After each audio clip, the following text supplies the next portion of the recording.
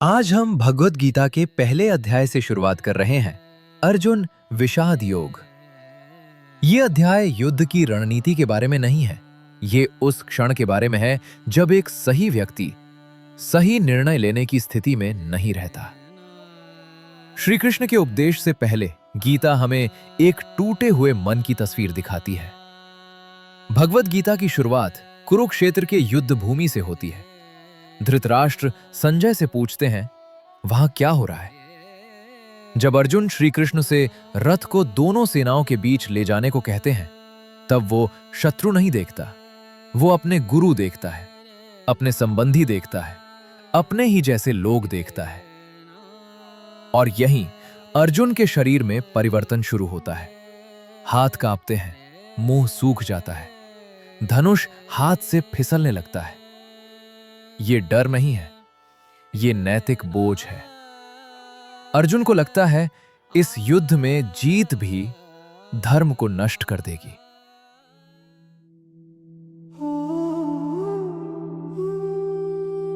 रणभूमि में दोनों सेनाएं आमने सामने खड़ी हैं।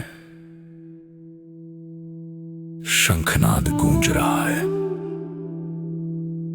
युद्ध आरंभ होने ही वाला है, पर भीतर एक प्रश्न जन्म ले चुका है।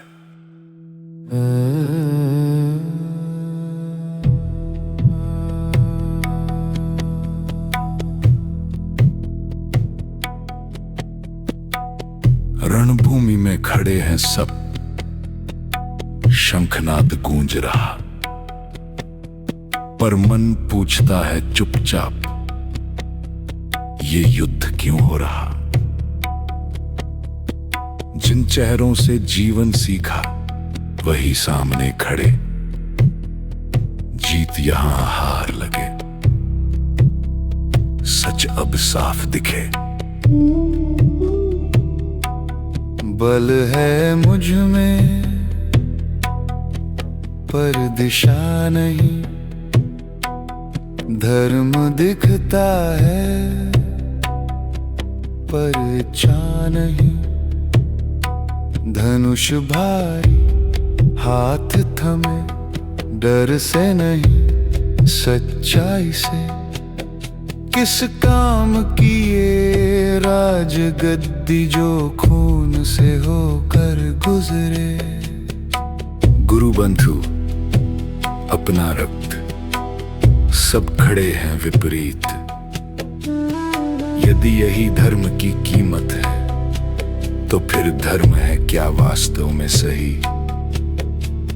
निहिता गिरना स्वीकार है, पर अपराधी विजेता बनना स्वीकार है।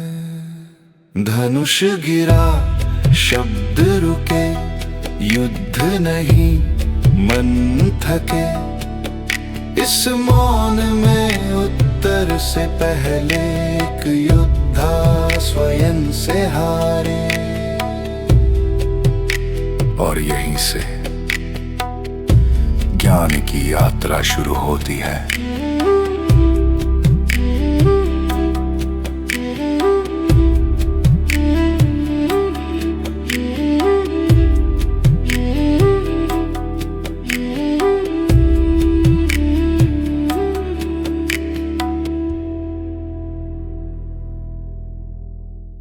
अर्जुन का ये विषाद केवल युद्ध से जुड़ा हुआ नहीं है। ये उस मानसिक स्थिति का प्रतीक है जहां मनुष्य सही और गलत के बीच नहीं, बल्कि दो ऐसे परिणामों के बीच फंस जाता है जो दोनों ही उसे स्वीकार्य नहीं लगते। अर्जुन जानता है कि युद्ध उसका कर्तव्य है। ये वो सत्य है जिससे वो भाग नहीं सकता। लेकिन वो ये भी स्पष्ट रूप से देख पा रहा है कि इस कर्तव्य की कीमत केवल शत्रु नहीं, उसके अपने लोग चुकाएंगे। यही कारण है कि इस क्षण उसका मन तर्क नहीं कर पा रहा। उसकी भावनाएं उसकी सोच से तेज चल रही हैं। यह अध्याय हमें एक बहुत महत्वपूर्ण बात सिखाता है कि केवल सही होना ही पर्याप्त नहीं होता। सही निर्णय लेने के लिए मन का स्थिर होना और दृष्टि का स्पष्ट होना उतना ही आवश्यक है। यह भी ध्यान देने योग्य है कि इस पूरे अध्याय में श्री कृष्ण कोई उपदेश नहीं देते।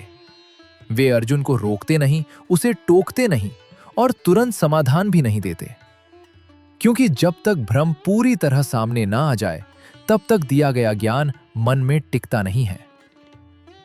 अर्जुन का धनुष गिरना उसकी पराजय नहीं है, ये उस क्षण का संकेत है जब मनुष्य का अहंकार शांत होता है और वो ये स्वीकार करता है कि उसे मार्गदर्शन की आवश्यकता है। यही कारण है कि भगवद गीता का ज्ञान युद्ध से नहीं बल्कि विषाद से शुरू होता है। अध्याय 1 हमें उत्तर नहीं देता, लेकिन वो हमें सही प्रश्न पूछना सिखा देता है, और जब प्रश्न सही हो जाए तो उत्तर स्वयं आने वाले अध्यायों में अपना मार्ग बना लेते हैं।